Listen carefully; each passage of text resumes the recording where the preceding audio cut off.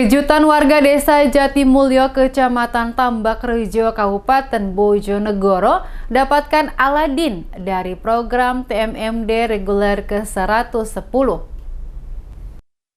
Sebagai bentuk kepedulian terhadap kondisi sosial dan ekonomi masyarakat, program TNI Manunggal Membangun Desa TMMD reguler ke-110 Kodim 0813 Bojonegoro akan bangun infrastruktur. Salah satu program TMMD ke-110 di Desa Jatimulyo adalah program Aladin yang akan disasarkan ke 10 rumah.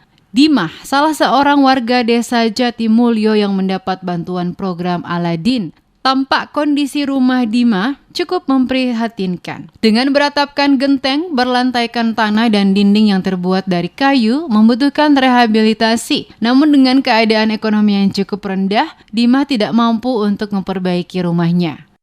Nggih, niku matun, nggih napa, nggih kerja. Nggih, ngarit nggih napa, Bu.